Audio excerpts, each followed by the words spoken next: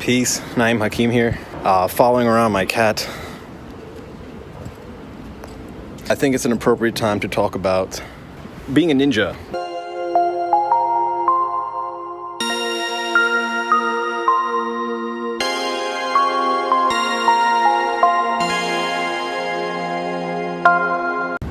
So Robert said, you skimmed over how to be a ninja pretty quickly. What do you mean about being an anomaly? So I'm gonna go over what a ninja is, what are the qualities of a ninja, and how to practice the Shinobi way. So, to keep a super long history short, there was a time where things were run by the samurai. Samurai were the elite. Sometimes they were the rich, but it was like in their blood. It was a very honorable system. They weren't really police. Sometimes they were, but they were kind of like the soldier of the time. They weren't all right all the time, and they weren't always nice all the time. So there needed to be an external force or something to kind of fight back against the samurai, and the ninja showed up. And the ninja were usually poorer people or farmers or people who were like the common man. And what made the ninja so awesome is that they blended in with the common man. So it wasn't like they all started walking around with masks on and black suits looking crazy. It's that you didn't know who they were, because they could be anybody, and their techniques and tactics were mobile. They didn't have to wait to move, and their goal was to eviscerate. Ninjutsu and jujitsu, those are martial arts that practice complete and utter dismemberment or disablement from a safe point, a safe distance, or a very small amount of resources. So with the music industry nowadays, you're not a label. You're not signed to a label. You don't want to get signed to a label. Like, maybe you do, but that's just a loan. And if you get that out of your head, you can realize that you can do everything yourself for free. Like, you're watching this. This is free. I don't charge you for this. This is like, there are things that you can use at your disposal as a farmer that will allow you to be murderous and be good at what you do. So let's go over the qualities of a ninja. First quality, nifty. Nifty means you can get yourself in and out of many situations. That means you may not necessarily need a major big studio to record. If you're a musician, maybe you can't afford all the time to spend money on studio time or being in some place that looks dope. And then maybe you have to be in a bedroom studio to record your hits and record your music and get it out there and get it where it has to be. Sometimes you can't afford soundproofing, or there's so many things that you may not necessarily be able to afford to do, that if being nifty, you can switch your situation. So here's an example. For me, I'm a music producer.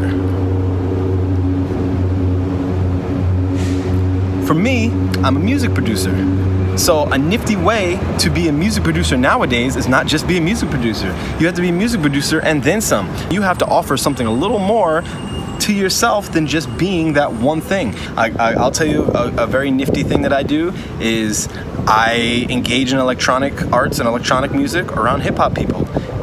They love that shit. They're like, yo, bro, I've always wanted to get into EDM. Yo, you gotta show me that shit. It gives you that leverage. And then do the reverse with the electronic music kids. The electronic music kids, they listen to hip hop, but we won't get into like the intricacies of what it means to be like a white dude listening to hip hop in the modern world. And me as a black dude gives me some leverage. So it's nifty when I like fuse the two. You have to think outside the box. Another nifty thing I do, I just use my phone. I use my phone and a tripod. Like, look, it's me and you sitting here. I mean, I get the view of the city, but you gotta be nifty. Second aspect of being a ninja, you have to Irish exit. Irish exit as much as possible. You have to trust that your presence is enough to have people want you to come back. You have to be effective when you go there. Some people like to go in, shake hands with everybody, say what's up to everybody, and then dip. Some people like to go in and to pass off what they gotta pass off, talk to who they gotta talk to, network, and then dip. Me, for example, last night, I went out, I DJ'd for a little bit. I saw the people I wanted to see. I played some music. I had some fun, and I dipped. Lurking, especially when you're like not knowing anyone, or even if you know people and you're just kind of there and everybody is usually there, that can lead to like this social stagnancy where you're just drinking or smoking and just kind of being social, and that shit doesn't get you many places by itself. Sometimes you may need to do more work than you do need to be social. So not to say that you shouldn't be at an event the whole time or all the time, but a lot of people's complaints come from the fact that they don't like networking. You go in, meet who you gotta meet, and if you're effective effective in and out of the networking situation, people will gravitate towards you, man. They won't notice that you're gone. I went to go see a friend of mine, a really old friend of mine. We're friends from when we were very little, and he's an engineer now. He does artist work, and like he does sculptures and installations, and it's incredible. And he invites me out, so he invited me out to see one of his installations. And when I got there, it was him and a whole bunch of other people that I didn't really necessarily know. And because he was the host, he was kind of busy saying what's up to people and doing the thing with everybody. And naturally, you want to talk to him, you want to have a conversation with him and catch up and all this stuff. But if you are truly an effective networker, you talk the amount you need to talk, say what's up. And once he got busy, I just dipped. When you say bye, people are like, oh yeah, oh well, oh you're gonna go now, and then it kind of creates this thing where they have to like close the conversation, and you don't. Life is like circular, so don't be afraid to leave. Trust me, if you show up and you say hi at least once, they will remember you were there. Trust me, it's like, this is something that you can take from your networking events all the way to your social events. It really works more when you do social stuff, but hey, it is what it is. The third aspect of being a ninja, you have to learn to say no. I was talking to a friend of mine who was trying to expand his studio business, and well, he said he could use more customers. So I said, well, why don't we run an ad for you? He's like, nah, I don't really want to run an ad, because when you run an ad, you're kind of like not just keeping it to your clientele and your certain type of people, you're kind of expanding it to these people that may not necessarily be hard workers or may not want to pay, or people that aren't really going to be good customers. And I responded to him and said, well, those are people you have to say no to. And he froze. He's like, oh wow, that makes a lot of sense. You want to be at a position where you have to say no. Saying no is one of the hardest things, because we don't even say no to ourselves most times. So learn to say no. So learn to say no to yourself, and then learn to say no to others who have things to do with you. Trust me, people will get over it. Think about how many times somebody said no to you about something, and you're still here working, you're still here trying, you're still here grinding. So learn to say no. If you're always saying yes, people will take you for granted, and you don't want that. So learn to say no. The last aspect, NINJA, is be an anomaly. Now, what does that mean, be an anomaly? An anomaly, by definition, is something that is different, or it stands out, or it's mind-blowing, or it's just like out of the ordinary. That's easy to do. Just be you. Like, if you're like a music producer or a rapper and you feel like there's too many of those, find what is about you that makes you unique. Sometimes you have to look back into your childhood and look back into your personal story. Nobody's lived your personal life, so no one's going to be able to do or feel or think the way you think and feel and do. Being an anomaly, it helps you stand out. If you're in a room full of people who are creative and they all are individuals and they stand out, be an anomaly there. As a Pisces, I like to stand out, and I don't feel like I fit in anywhere. But at the same time, that's just because I understand all the perspectives and I understand the full circle. So the anomaly side of that is, when I do things, I make sure that it is that different. It makes the people who do what you do even say, huh, that's kind of different. So here's an example. There's a lot of producers that I look up to, and that you probably look up to, that are producing dope shit and doing dope records and doing all this really cool stuff. It seems like their stuff is very like overpresented and like and dressed up too nice, and the Instagrams with all the fancy photography and all that kind of stuff. Like, in a world where people are doing that and you can't afford to do that, why don't you try the other route? Try this route. Try the route where you're directly connecting with people, where you're kind of explaining your story and your backstory and kind of giving a little insight to who you are and connecting. Like, that kind of stuff works. Now, in a world of connectors and people who are YouTube stars and all that kind of stuff, maybe you are, gonna be looking like them. So in order to stand out in that world, you then have to switch back and say, okay, well, since I'm a producer, I have way much more leverage than someone who is just a marketing guy. Be this anomaly. Be this thing that people don't understand and people don't get. You want to make it so that when you leave the room, people are thinking about you when you leave, or thinking about the things you said, like, damn, thought a bird just shot on my head. You want to make it so that whenever you're not there, people remember you for the shit that you have done and that you say, and like specifically. First day of high school, we were in homeroom, and it was very quiet and everybody was very nervous, and you can tell that people were kind of like hesitant on talking, and one person said, well, we should talk, are we just going to be quiet? We were all sitting in the room, and the teacher hadn't walked in yet, and people were like, yeah, maybe we should talk. Well, what do you guys want to talk about? And they were like, well, what should we talk about? What, does anybody have anything in common? Yo, And it got quiet again. So what did I say? I was like, has anybody ever been to prison? And there was just this like, what? Like, and as dumb as that is, for a short period of time, they started calling me jailbait. And, you know, of course I lost the name jailbait. That was, you know, that was just a short-lived thing, but it was something that stuck out. It was something that had people remember me. And over the years that I developed relationships, nobody remembered that one day. Like, people do, and it'll always be stuck in the back of, you know, in their little memory bank. But people don't like give a fuck about you. Like, people don't care. You got to give them a reason to care. If you want them to care. If you don't care that they care, then don't do shit. I mean, just consume. Just continue watching this and don't do anything after this is over. But if you want to go even deeper into the world of ninja and being someone who's an independent mind and someone who is like uses guerrilla tactics in this independent world of the internet and the information age, you have to apply the SHINOBI Way. The SHINOBI Way is a list of kind of traits and aspects and activities that you can do to really give you that guerrilla edge. A shinobi is kind of like this lone ranger that kind of does their thing. So, you have to be a solver. You have to look at problems and want to solve them. Like, it's really that simple. You have to look at problems and say, how? How do I solve this? Don't ask why. You ask yourself why. The why is for you. The how is for what you're doing. So, if you want to learn how to make a website, you don't find out why people make websites, you find out how.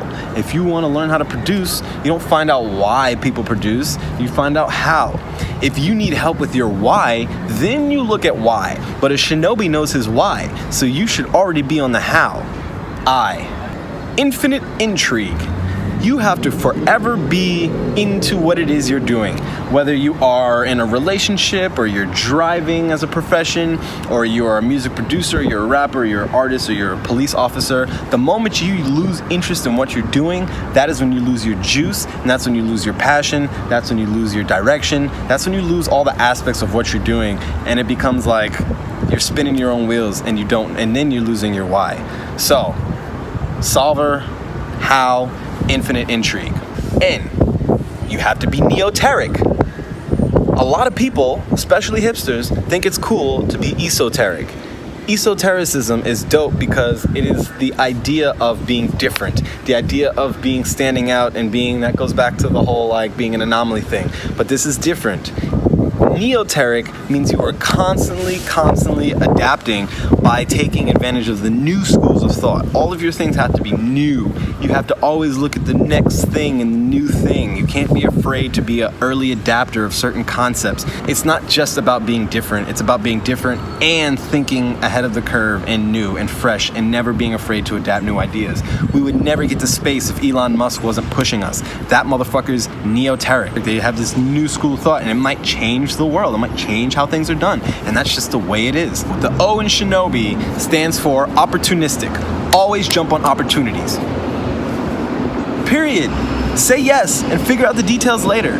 Like, honestly, you're not going to do yourself a service like by saying no to opportunities. There's a difference between an opportunity and somebody who's asking for you to do something for them.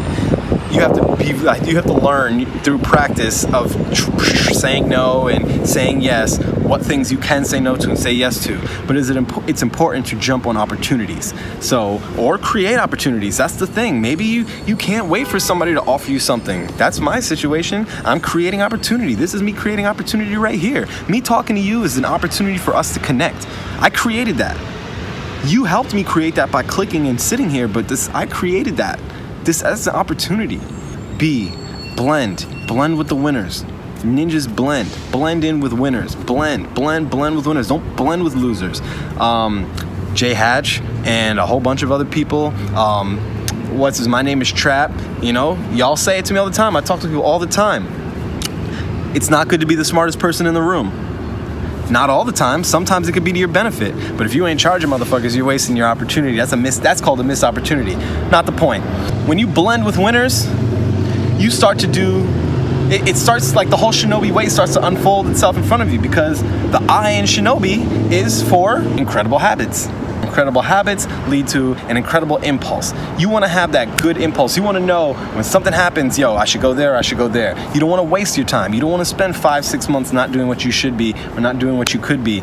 You want to make sure you're making the right decisions while you're moving at all times. Clean up your room. Maybe you need to organize. Maybe you need to, delete all of your emails down to 0. Maybe you need to get, your shit in order. Maybe you need, there's certain things that you need to do that are good habits. They're good habits. Yo, I guarantee you, if you Google the top 10 habits of effective people or top 7 habits, there are habits everywhere. I'm even giving you these habits. This is an example of something that you can help create great impulse by creating great habits. The W in the Shinobi Way stands for working the system. Work the systems. Work all of them. Work this one, the big one, the little ones. I used to work for Verizon, and I did sales, door-to-door sales. Now, we did knock on every door. But the thing about the Verizon sales that I learned about really selling internet, TV, and cable packages to people is that when you work the system works. It doesn't matter what system it is. It could be fucking Satanism, or Islam, or whatever it is. It could be the judicial system. If you work the system, you'll be able to fucking take advantage and get through where you gotta go. So working for Verizon, you wouldn't be able to make the sale that you want to make if you didn't knock on every door. They had a very specific pattern. Essentially, you're doing door, across the street, do door, and then do this block, and then do these doors, and then you go around this block, and then you do these doors, and you cross the street, and you do those. So essentially, the system that you're working makes for the most effective use of your time. If you don't work that system, you're not going to be able to turn over those sales. You're not going to be able to get into those situations. You're not going to be able to close. You're never, you're the only way you get good at what you're doing and be successful is by constantly attacking what it is you're trying to do in different ways. Constantly attacking. Even though you may hate the system, you have to work the system in order for it to work. You can hate the system, but you'll never be successful if you don't work the system. So, work the system. Always be adept and active. Always be adept and active. You always have to be doing something. You always have to be in tune, what's that happening over there? Oh, what's that happening over there? Oh man, I see that's happening over there. I think that'd be something I should be getting into. Oh man, maybe that, always be knowing what's up. You don't have to be adept and active, but if you want an independent artist and you're trying to be a shinobi, being adept and active is the best way. You need to be on the latest downloads, the latest things that people are using, tools, production tips and ideas. The world is constantly changing and adjusting. So you always have to be active and adept and out there and doing what you're doing and being it. Because if you're not, you're just out of touch. Nobody who wants to be out of touch. That's just hella lame. And the why in the Shinobi Way is the biggest point that I want to drive home. You are your biggest fan. Period. You are your biggest fan. Nobody owes you shit. Nobody's supposed to pay you for shit. You're not that dope. Nobody's gonna tell you how to do stuff. There's nobody that's out here that's got your back. Not even your parents, man. At a certain point, your parents are even gonna ask you fucking stupid questions about the stuff that you're doing. Because they're not you. They don't get it. When you are your biggest fan, people feel that and people, they gravitate towards that, man. I tell people, in another video I have it where I'm talking about why not to say sorry. Because sorry is a fucking terrible adjective to use for yourself. I'm sorry. I'm sorry. So that people can be like, oh, it's okay that you're sorry. But no, I have no pity for people who say that they're sorry. Because you're not sorry. You just want someone to say it's okay that you fucked up. Or that you did something wrong or you weren't thoughtful.